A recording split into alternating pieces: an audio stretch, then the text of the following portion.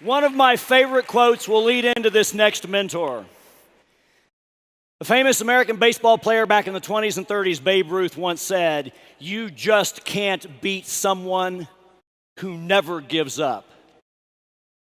You know, you don't need all the fancy quotes. You could live your life by that one, and you'll be just fine. You just can't beat the person who never gives up. I want to introduce a mentor. It's been a privilege to introduce him to the GoPro stage many times because he is the epitome of that. 35 years ago, he signed up in network marketing for the first time. In his first 10 years, he was a part of 11 companies and sponsored no one and never earned a check. How many of you would have made it past the first couple of months? He went on in his 12th company to go on and finally make all of it came together, earned over $8 million in that company. His 13th company, he's now well over $20 million in career earnings. Most importantly, he's got a team now of over 150,000 team members and customers in 5 countries, and he's a best-selling author, and he is a giver. He is an absolute servant leader. He's also decided that life is that thing to be lived. He decided one day to fly helicopters. He now has his helicopter license. He lives here in Vegas as well as having homes elsewhere, but he wanted to really embrace this world we're in. Went to the Amazon in an Amazonian trek, walking along paths with 6-inch cargo ants that if one bites you, you'll be immobilized. If 2 did, you'd be dead. He's then swum in the Amazon with 15-foot caimans and piranhas, and he's enjoyed the experience of realizing life is to be lived. One of the things that he's often done, I've seen him do this at GoPros and other events, is talk about the power of perceived value. And he's been famous for doing an auction where he'll stand up, pull out an actual $100 bill and say, "Who in here would give me $50 for the $100 bill?" It's stunning how few people raise their hand. Then he says, "No, I'm not kidding. This is a real conversation. Okay, how many of you would give 75?" And more people raise their hand. He's like, "Look, you wouldn't do it at 50, but you do it at 75? And then he goes on, "Who would give me 100 for a $100 bill? What if I signed it? What if I got Eric to sign it? Eric and Marina will sign it. Who'd give me 200 and 300 and 500? What if I get other speakers like Jeff Roberti to sign it? Who would give me 1,000? And you see the hands going up and going up. What if I put it in a beautiful frame with a special card? It'll go to 2,000, 3,000, 5,000. I've seen it go as high as $7,000 or $8,000 for a $100 bill because of the value added. And something iconic happened at last year's GoPro Recruiting Mastery. It was one of those tipping point events, standing on stage, and you can see it. You know, there are YouTube videos of it. You can see it at Network Marketing Times. All of a sudden, the numbers got astronomical.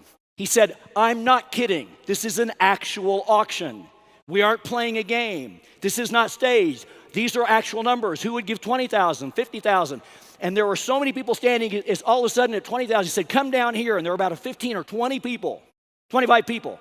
Somebody goes, "What about 60,000, 80,000, 90,000? I was at the back, and I knew what was happening, and I could see it on his face. And he goes, "Has anybody seen Eric? I don't know what to do." He said, you can almost see him start to shake, and this is a powerhouse global leader. "Okay, I'm not kidding. Let's keep going. 100,000, 200,000, 300,000, 500,000.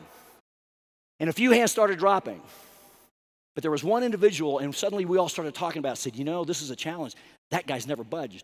Because when it was back at 500 and 1,000, a guy stood up in the back and went boom, held his hand up. We couldn't tell what it was, and then somebody said, "Oh my God, it's a black card." And all of a sudden, when they came down, a couple of folks started going at it, and it came down to 2 folks. "What about $1 million?" Hand didn't budge. The other guy said, "$1 million?" He said, "Yeah, what about $3 million? In fact, $3.2 million. And the guy said, $3.2 million? Boom, step down. And David won that auction. The most extraordinary thing about it is all of that went to a charitable cause that was extraordinary for the children who benefited. But it was kind of funny because Jordan said, "Well, I am never going to be able to do that again." How do you do that again? So ladies and gentlemen, he's going to share parts of that story and what it meant with other wisdom that is extraordinary. Please do me a favor, before we bring him up, we've got a very quick video clip we want to show, and then we're going to launch to our feed and bring him to the stage right away. But guys, roll video real fast, please.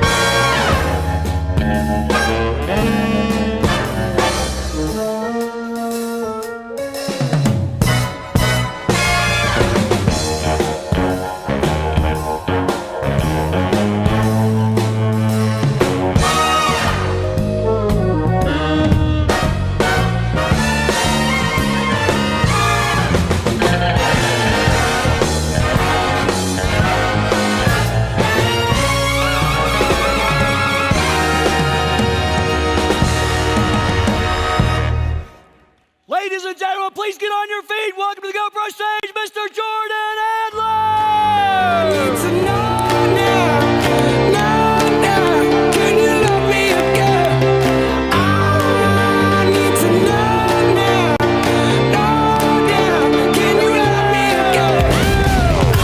I need to know now, can you love me again?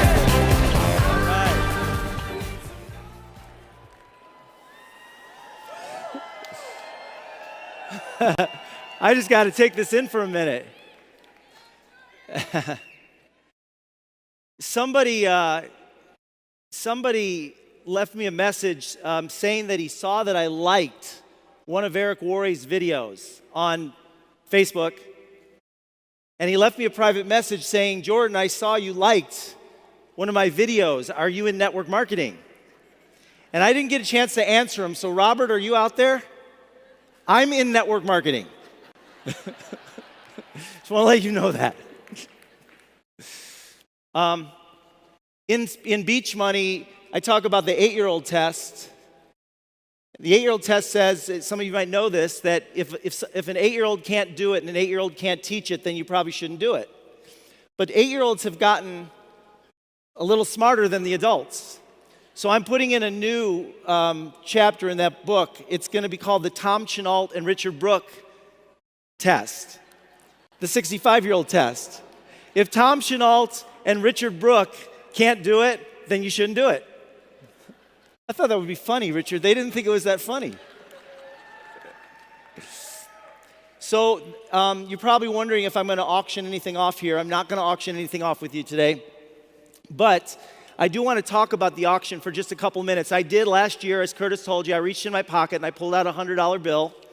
And I said, I'm going to auction this $100 bill, and this is a real auction. And Curtis told you the story, but there were a whole bunch of lessons that came out of it. And one of the lessons is the ripple effect, just seeing what's happened as a result of that 8 minutes. It was an 8-minute auction, and it was designed to show that what something costs is not what it's worth. And so I did this little 8-minute training to talk about how you can add value to something that just by the words that you use, how you can increase the perceived value. And no one had any idea what was going to happen. The ripple effect, the lives that have been changed around the world, like not just thousands of lives, but potentially millions of lives that were changed as a result of that just 8 minutes. And so one of the things that's really interesting to me, and Curtis mentioned it, but I want to talk about it for just a moment. When I said to the crowd, I'm going to give you this $100 bill for $50, who wants it? I've done this 4 times, and every time I do that, about 50% of the audience stands up. And I said, wait, let me stop here. I'm going to give you 100, you give me 50, who wants it? 50% stand up. And I say, this is a real auction. I say it 3 times, and only 50%. And then I realized something. Why is it that only 50% of the people stand up? Well, one is some of you don't believe it's true. Sounds too good to be true. Some of you don't have $50 in your pocket. So it's like you're not going to stand up because you don't have $50 to give me, even in this room. And some of you are too lazy to stand up. Isn't that the same conversation that your potential distributors have and your potential customers have in their head when you're showing them the business? I can be up on a stage with a real $100 bill in front of a group of entrepreneurs from around the world, and still only 50% of the people stand up. So I could do an hour on just this. I could do probably 4 hours on just this. But we're going to move on. I just wanted to share that one little insight with you. But what I do want to talk about is 2 things that have radically changed my life in the context of network marketing. And one is dream stretching. In other words, being able to take your dreams to a level even though you don't believe they're possible. And the second is untethering. I want to tell you a story. 25 years ago, 27 years ago, I wrote a goal in a journal: walk the red carpet at the Academy Awards. Now, I'd never been to Hollywood, never been to LA, never been on an airplane, didn't know anyone in Hollywood. I had no business setting that goal. Walk the red. I'm not an actor, have no interest in being an actor. I was sitting probably with my parents at some point, and I watched the Academy Awards, the Oscars, and thought to myself, wow, it'd be really cool to walk the red carpet at the Academy Awards, wouldn't it? And I wrote it in a journal. Forgot about it. I didn't really forget about it. It was there, but I didn't think too much into that. How do you plan living in Park Forest, Illinois, where the average price of a home today is $15,000? The home that my father grew up in, the home that we grew up in, that my father, when he passed away, was living in, wasn't bank owned, it wasn't foreclosed on. It sold for $10,000 on the market. And I'm living in that home growing up, and while at that time I thought to myself, wow, it'd be really cool to walk the red carpet at the Academy Awards, and I wrote it as a goal. 25 years later, I'm at Bally's Resort here. I wasn't living here yet, but I was at Bally's, and I was sitting with a group of distributors, and there was a woman across from me named Gwen Field. She was in my organization, and we were having a conversation, and I found out a little bit more about her, and I found out that she's a producer and that she's a voting member of the Academy Awards. I didn't tell her my goal. We just talked. Over the next year, we got to know each other really well. And one day, out of the blue, who knows why, she called me and she said, in our conversation, she said, Jordan, maybe someday I'll put us in the lottery so we can go to the Academy Awards. I go, that would be cool. A year later, she calls me on the phone and she says, do you want me to put us in the lottery? And I said, that'd be awesome. She puts us in the lottery. She calls me a month later, and guess what she told me? We didn't get picked. I said, she goes, maybe we can put ourselves in the lottery again next year. I said, that would be great. I go to Atlanta. About a month later, I'm in Atlanta with the founder of our company and his friend. It's 11 o'clock at night on Friday night, and we're having dinner. We have an event the next day. I'm training all day the next day on Saturday. It's 11 at night, and my phone rings, and it says Gwen. And I know why she's calling. She's calling. I knew she was calling me to say we're going to the Academy Awards on Sunday, because the Academy Awards on Sunday, I saw her name and I told my founder, I said, Cody, she's calling to say I'm going to the Academy Awards Sunday. I pick up the phone, hey Gwen, guess what? We got picked as an alternate. We're going to the Academy Awards on Sunday. Well, now look it's Friday night. I'm training all day on Saturday. I call American Express. They have a night flight that leaves Saturday night, gets me in Sunday morning at 6 a.m. But I don't have a tux. I don't even own a tux. I don't have a tux. I'm in Atlanta. What am I going to do? I call a tailor from 4 years ago that I measured for custom clothes. I hadn't talked to the guy in 4 years, Alex. I measured for custom clothes, never ordered custom clothes in my life. Wondered if he still was doing it. He picks up the phone, 11 o'clock, 8 o'clock in Vegas. I say, Alex, do you remember me, Jordan? I need a tux. I need it in LA by Sunday morning at 6:30. He says, I'll see what I can do. They make me a tux all night long, and his son drives it from Vegas to LA, goes to the Georgian Hotel on Pacific, right by the pier, puts it in the hotel. My flight arrives. We pay for 2 nights. My flight arrives. I get a limo. I go to the hotel. I get showered. I put on the tux. And at 10:30 in the morning, a stretch limo comes and picks me up. We go to the Academy Awards, and I walk the red carpet that Sunday morning. They're looking at me like, who is that guy? I'm with Scarlett Johansson and Russell Brand and Jesse Eisenberg, and I met Wolfgang Puck and Sharon Stone. They're walking side by side. Now, if I had been picked in the lottery, we would have been sitting up in the stands. You know, only about 2,000 people a year get to go to the Academy Awards. Only a few hundred walk the red carpet. Millions want to go. But because we got picked, not as the lottery, but as an alternate, I got to sit in somebody's seat, and I got to walk the red carpet as one of the famous people. Don't know who. But if you will look, you see that guy with his hand on his mouth? Right behind my right or left ear, do you see that? Look right above him. Can anybody tell me who that might be? That's Donald Trump. 4 rows in front of Donald Trump at the Academy Awards.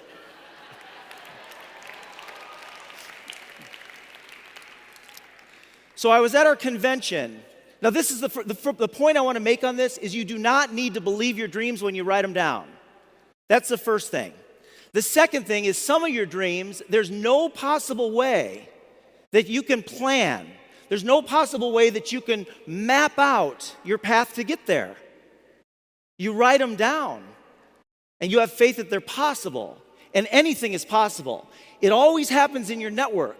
It always happens with the people that you know. So the reason I got to walk the red carpet is because I knew Gwen. All right, so I'm at our company convention a couple of years ago. I go downstairs, the Starbucks, 6 o'clock in the morning, nobody's down there. And this woman walks up and she's got a funny accent. She's from New Zealand. I say, "What's your name?" She says, "Carolyn, from New Zealand." I go, "What do you do?" She says, "I'm a travel agent." I go, "Oh," and I know the travel business. I was in the travel business for many years, and I know that people in the travel business, most of them are struggling financially because travel's been completely obliterated. It's like travel agents are almost non-existent today. And so I assumed that when I would ask her, "How's it going?" she'd say, "Not very good." And I said, "Carolyn, how's the travel business going?" She goes, "It's going great. I just had my best year in 21 years. I go, "Really? What do you do?" She says, "I book space." And I'm thinking, space in hotel rooms, space on cruise ships. She goes, No. I book space." And she points up. I go, "How do you do that?" She says, "I'm selling tickets on Richard Branson's Virgin Galactic for $250,000, where you'll get into a spaceship and go 100 miles over the earth and you get to experience weightlessness and you get to go 3 times the speed of sound." And I'm like, whoa. And the thing that I remembered in that moment is that when I was 10 years ago, when I was 47 years old, I wrote on a sheet of paper in a journal, "Space Traveler." 47 years old, before they were talking about space travel for civilians. I wrote down "Space Traveler," and I remember when I wrote it, I remember thinking to myself, this will never happen as I'm writing it. So I didn't say it to Carolyn, but I went back to my place in Jerome and I went into storage and I started pulling out all these old boxes and I started looking through journals page by page by page by page to see if I could find the journal where I wrote "Space Traveler," and I found it, number 8 on the goal list, "Space Traveler." A month later, I get a phone call from Virgin Galactic, Rose Kingscote, who works side by side with Richard Branson in England, says she's going to be in Vegas. "Do I want to meet?" I'm like, "Yes." So we sit down at Bellagio. She pulls out the brochure. She shows me the spaceships. She shows me, the whole project. And Richard Branson has billions of dollars invested in this thing before he ever takes in a penny. Billions of dollars in 15 to 20 years before he ever takes in 1 penny of revenue. When I was at the Virgin Galactic Space Center in the Mojave Desert, standing under the spaceships, it was like a science fiction movie. I'm standing there under the spaceships, and I got choked up thinking about this investment that they've made, and I get to be part of that experiment. So on my 57th birthday, I wrote a check for $250,000, and I will be the first network marketer in space. Yes. Thanks, Richard.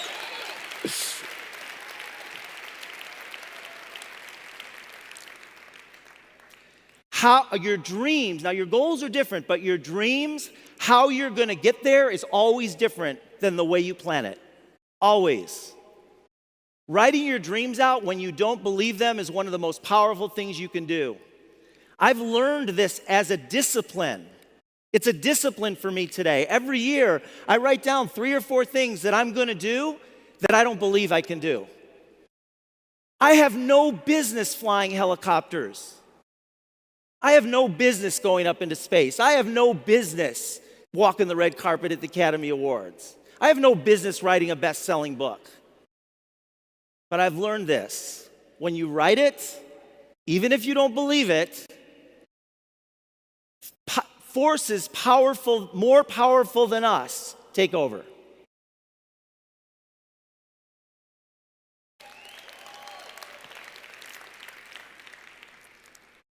So I was with Donna and Thomas, and we were on Donna and Thomas's catamaran in the Virgin Islands.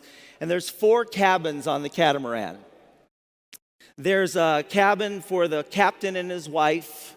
There's a cabin for 3 other couples on the catamaran, and we're out in the Virgin Islands, and it was just 10 days of island hopping and having unbelievable fresh seafood and fruit, watching the sunset, drinking wine and whatever what were those things? Painkillers in Joost Van Dyke in the British Virgin Islands, checking out Willie T's. Some of you may have been there. We just had such a great time. And one night, the sun's setting, and we're drinking a glass of wine, sitting out on the boat, and it occurred to me, I thought to myself, the captain and his wife, I wonder how long they've been sailing. And I asked him, I said, how long have you been sailing? The guy said, 28 years. I go, wow, you've been sailing for 28 years. That's awesome. When was the last time you talked to your instructor? Thought for a minute, and he said, 25 years ago. I go, wait, you sail every day? 365 days a year, you're out sailing? He says, almost. I said, and you don't talk to your instructor? He said, no. And I thought to myself, within eyesight, there were a couple hundred sailboats, and on the British Virgin Islands, there's thousands of sailboats, and around the world, there's millions of sailboats, and there's probably tens of thousands of people that sail every day in the tropics that never talk to their instructor. There's some that went and got certified to sail, and they went out on the sailboat one time, and they realized, you know what, I'm not really cut for this, I'm not going to do this, and so they quit. And then there's some people who will sail for a year, and then they'll meet somebody, and they'll get married, and their spouse doesn't want them to sail, and they'll quit, and they'll sell the sailboat. There's some people that will become trainers of sailors, and they'll do that for a portion of their life or for their whole life. There's some people that will buy a sailboat. A year later or a couple years later, the sailboat runs into a reef and gets damaged, and the sailboat sinks, and they don't have the money to fix it, and they never sail again. And then there's those people that sail every day of their lives. And I realized that what I do and what you do is we teach people to sail. If I tether myself to the people that I teach to sail, they don't have freedom, and neither do I. My job is to train sailors and then set them out to sail. And I'm going to tell you right now from my experience doing network marketing, and I know some of you have experienced this. How many of you in your network marketing career, when you started to build a team, or when maybe you have a team right now of 10 people, or 100 people, or at a certain point you started to feel overwhelmed because it's like, how do I manage all these people? How do I motivate these people? How many of you felt that? When you start to grow a team, you start to feel like, how do I make sure everybody's doing what they need to be doing? How do I keep them excited? The most freeing thing that I ever learned in this business is that the day that I realized that it's not my job to motivate my people. It's not my job to fix that guy's sailboat when it hits the reef. That's not my job.